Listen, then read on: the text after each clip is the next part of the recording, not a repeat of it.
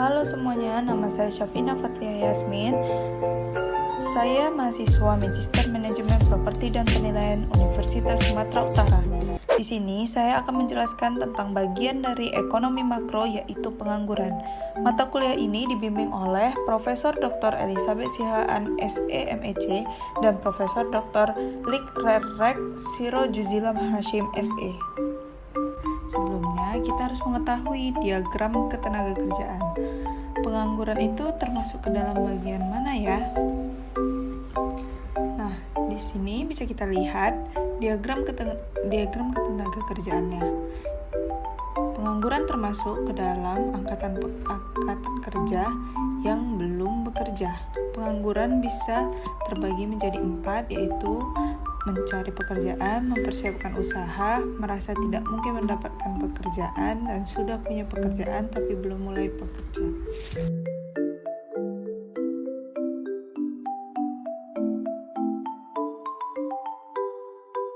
Menurut Badan Pusat Statistik, dalam indikator ketenagakerjaan, pengangguran adalah penduduk yang tidak bekerja namun sedang mencari pekerjaan atau sedang mempersiapkan suatu usaha baru, atau penduduk yang tidak mencari pekerjaan karena sudah diterima bekerja tetapi belum mulai bekerja.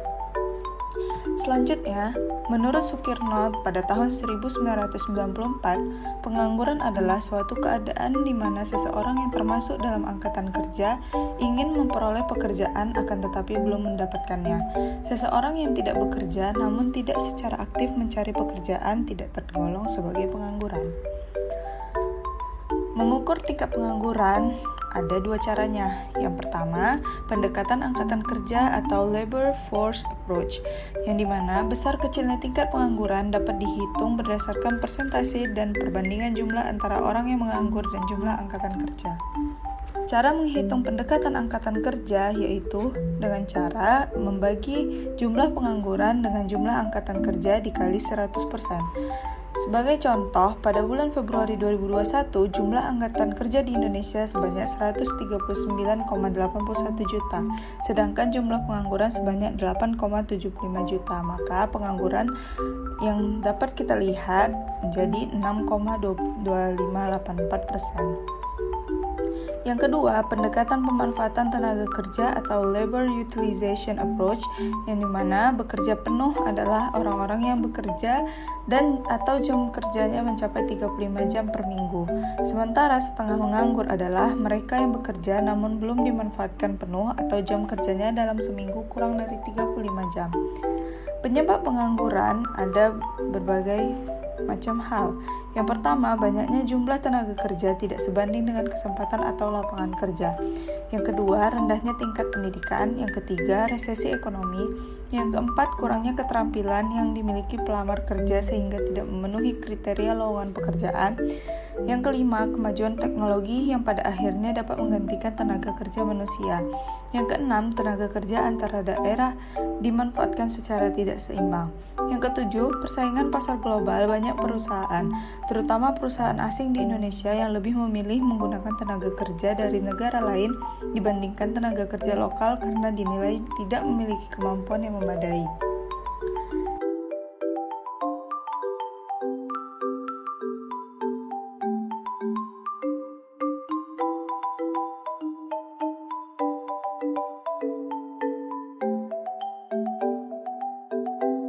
Jenis-jenis pengangguran. Yang pertama ada pengangguran terbuka.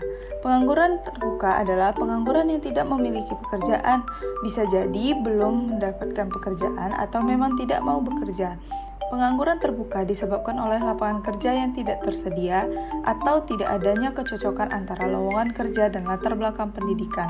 Contohnya, seseorang yang baru saja lulus dari perguruan tinggi dan sedang dalam proses mencari pekerjaan atau sedang menunggu panggilan kerja.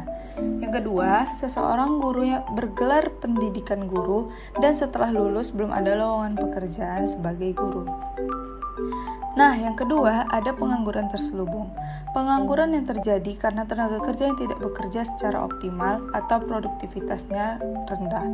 Kondisi ini bisa disebabkan karena ketidaksesuaian latar belakang pendidikan atau pekerjaan tidak sesuai dengan bakat dan kemampuan pekerja. Contohnya, seseorang dengan latar belakang pendidikan seni bekerja di bagian teknik mesin, padahal seharusnya seseorang tersebut bekerja di bagian kebudayaan, sehingga produktivitasnya dalam bekerja di bagian mesin menjadi rendah. Yang kedua, di dalam sebuah perusahaan terdapat 5 orang marketing, padahal dalam bekerja di perusahaan tersebut hanya membutuhkan 2 orang marketing. Akibatnya 3 orang lainnya tidak optimal dalam bekerja. Yang ketiga, ada pengangguran siklikal. Kondisi ini terjadi karena adanya perubahan dalam kegiatan perekonomian negara. Mundurnya perekonomian akan mengakibatkan daya beli masyarakat yang juga menurun, sehingga perusahaan akan mengurangi produksi dan memberhentikan karyawannya. Contohnya, pada saat terjadi resesi, masyarakat sedikit yang ingin membeli mobil, maka perusahaan pembuat mobil tidak membutuhkan banyak karyawan untuk memenuhi permintaan konsumen tersebut. Yang kedua, di suatu perusahaan barang elektronik mengalami penurunan permintaan setiap hari. Penurunan permintaan barang elektronik tersebut menyebabkan perusahaan terus-menerus mengalami kerugian. Oleh karena itu, perusahaan memutuskan untuk melakukan PHK atau pemecatan kepada beberapa orang yang bekerja di perusahaan tersebut. Yang keempat, pengangguran struktural. Kondisi ini disebabkan oleh adanya perubahan struktur perekonomian yang memerlukan keterampilan-keterampilan baru. Hal tersebut dapat mengakibatkan pencari kerja tidak mampu memenuhi persyaratan yang ditentukan oleh pembuka lapangan kerja.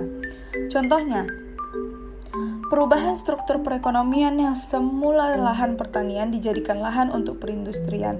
Tenaga kerja yang sebelumnya dituntut untuk memiliki keahlian dalam bidang perindustrian tersebut. Jika ingin bekerja, keahlian tersebut, misalnya keahlian dalam mesin pabrik seperti petani yang kehilangan pekerjaannya karena tanah garapannya diubah menjadi pabrik besar. Petani tersebut tidak memiliki keterampilan dalam mengoperasikan mesin pabrik yang akhirnya menjadi pengangguran struktural. Contoh yang kedua, yaitu ketika peralihan perekonomian dari sektor perkebunan ke sektor industri. Masyarakat yang ingin bekerja di sektor industri sulit bekerja karena mereka terbiasa bekerja di sektor perkebunan, sehingga harus menyesuaikan diri bila ingin bekerja di sektor industri. Yang kelima, ada pengangguran friksional. Kondisi ini terjadi karena adanya kesulitan mempertemukan pihak pencari kerja dengan pihak yang menyediakan lapangan kerja. Hal ini disebabkan karena adanya kendala informasi, waktu, ataupun jarak geografis. Keenam, pengangguran teknologi. Pengangguran ini disebabkan oleh adanya perkembangan teknologi yang menyebabkan tenaga kerja manusia diganti menjadi mesin. Perusahaan cenderung lebih memilih tenaga mesin dibanding tenaga manusia karena lebih cepat, mudah, dan hemat biaya. Contohnya, para petani yang dulunya mengolah sawah menggunakan bajak sawah akan digantikan dengan mesin traktor.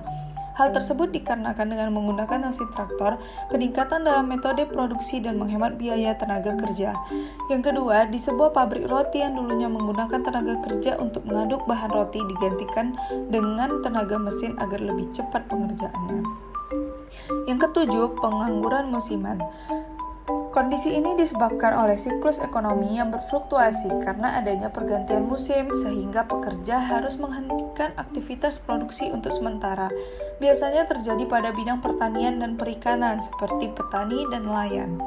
Contohnya, petani banyak yang menganggur pada musim kemarau karena tidak ada air untuk mengolah sawah dan akan mengelola kembali sawah pada musim hujan. Yang kedua, kuli bangunan banyak yang menganggur pada musim hujan. Banyak proyek yang tertunda ketika musim hujan dan akan dikerjakan kembali pada musim kemarau. 8. Setengah menganggur. Kondisi ini merupakan pekerja yang mempunyai pekerjaan namun jam kerjanya sedikit, biasanya kurang dari 35 jam dalam seminggu. Contohnya, buruh bangunan yang sudah selesai di satu proyek sedang menunggu proyek selanjutnya. Petani yang baru saja panen dan menunggu jadwal tanam baru. Upaya mengatasi pengangguran. Yang pertama, memperluas lapangan kerja dengan cara meningkatkan ekspor, mendorong ekspor, memperluas produksi, menggiatkan program padat karya, mengurangi urbanisasi agar penyebaran tenaga kerja seimbang dan mengurangi pengangguran di kota besar, memperbaiki mutu pendidikan agar masyarakat memiliki tingkat pendidikan yang setara. Penggunaan teknologi yang disesuaikan dengan sifat padat karya, memperbanyak penyelenggaraan job fair dan magang melalui kerjasama dengan perusahaan dan kampus agar informasi tentang lowongan kerja dapat tersebar luas. mengendalikan laju pertumbuhan penduduk yang dapat dilakukan dengan program keluarga berencana. Nah, bisa kita lihat jumlah penduduk bekerja dan pengangguran di Indonesia. Dalam tabel ini kita bisa melihat pada tahun 2020 di bulan Agustus mengalami peningkatan dari yang sebelumnya 5,23% menjadi 7,07%. Hal ini terjadi karena adanya pandemi COVID-19. Selanjutnya, data pengangguran periode 2019 sampai 2021 per provinsi. Pada tahun 2019, Banten menjadi tingkat pengangguran tertinggi di Indonesia.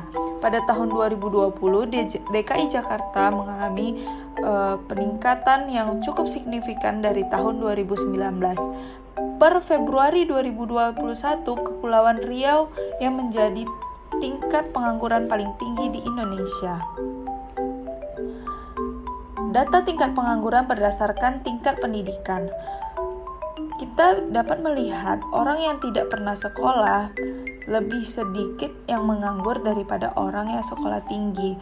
Hal ini terjadi karena orang-orang yang tidak pernah sekolah lebih tidak memilih dalam pekerjaannya. Sementara orang-orang yang sekolah tinggi lebih memilih-milih untuk dalam bekerja. Selanjutnya, keadaan ketenaga kerjaan di Indonesia.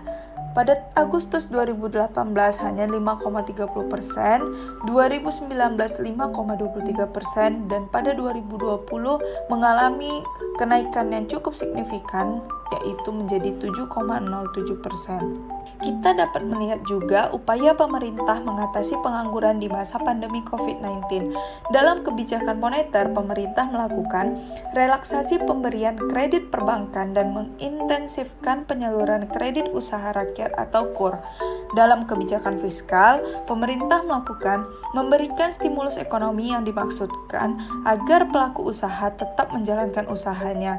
Kemudian memprioritaskan pembelian produk UMKM dan menyediakan program berupa insentif pajak penghasilan, relaksasi pembayaran pinjaman atau kredit. Dan selanjutnya kita melihat menyediakan jaring pengaman sosial bagi pekerja sektor informal.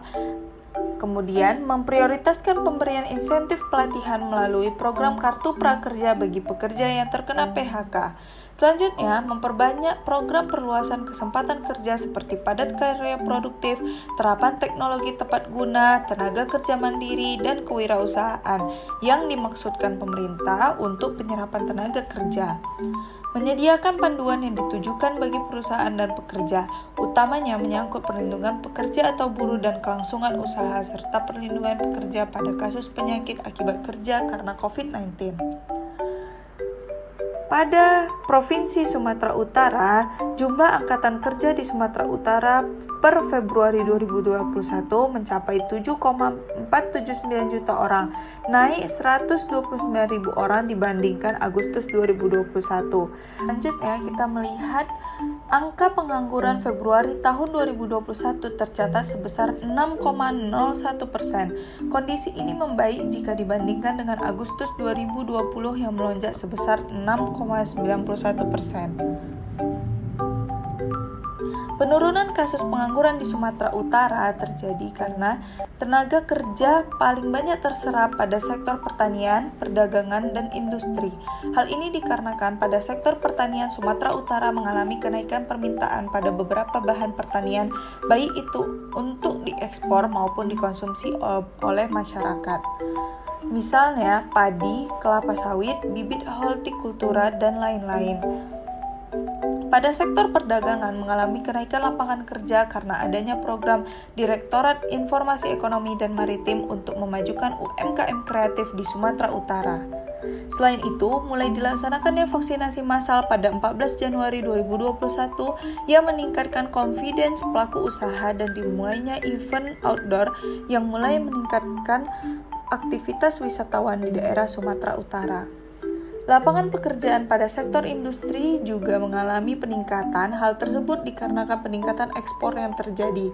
Adapun bahan yang diekspor antara lain karet, minyak kelapa mentah, ampas sawit, cengkeh, dan lain-lain. Ada 11 kabupaten yang menjadi prioritas pengembangan, yakni Kabupaten Langkat, Deli Serdang, Asahan, Labuhan Batu Selatan, Padang Lawas Utara, Padang Lawas, Tapanuli Selatan, Mandailing Natal, dan Nias Selatan. Demikian video pembelajaran ini, semoga bermanfaat buat teman-teman semuanya. Terima kasih.